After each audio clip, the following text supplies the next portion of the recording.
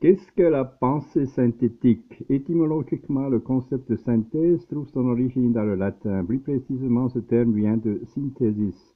Ses racines les plus éloignées se trouvent néanmoins dans le vocabulaire grec. Ce terme désigne la présentation d'un tout grâce à la mise en évidence de ses parties les plus intéressantes ou les plus marquantes. Pour sa part, l'Académie royale espagnole définit la synthèse comme la composition d'un tout par la réunion de ses parties.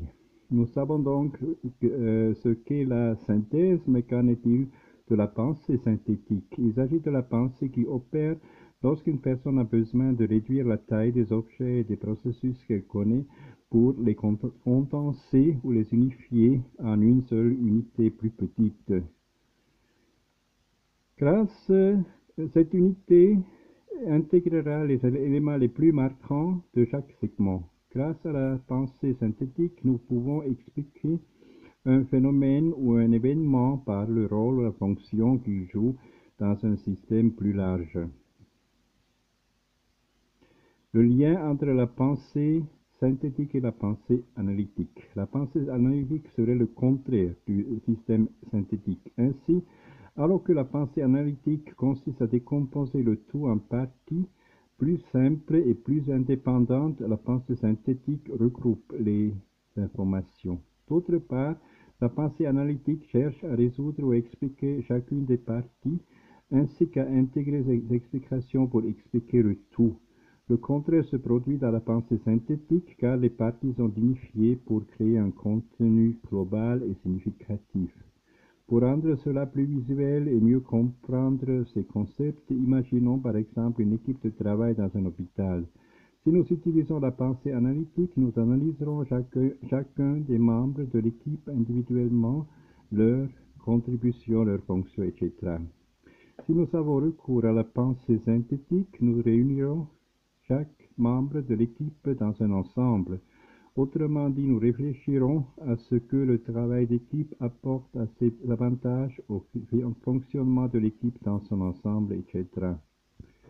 La création de la pensée systématique. Pourquoi avons-nous également parlé de la pensée analytique? Parce que ce type de pensée ajoutée à la pensée synthétique donne lieu à la pensée systématique. La pensée systématique la pensée systémique nous permet d'interpréter les phénomènes comme un tout construit des parties du système. Est-ce dans le but de prendre les décisions? Nous trouvons d'autres définitions de ce type de pensée comme celle de Francisco Sáenz. Ce dernier affirme que la pensée systémique essaie de comprendre les modèles qui déterminent comment les différents systèmes s'influencent mutuellement. Autrement dit, il s'agirait d'un type de pensée assez global qui relierait différents éléments. Nous venons de voir plusieurs types de pensée. Néanmoins, l'idée que nous devons conserver, est que chacune d'elles sera utile pour une tâche ou une autre. Ce qui compte le plus, en fin de compte, est notre flexibilité cognitive pour adapter les types de pensée à la tâche à accomplir.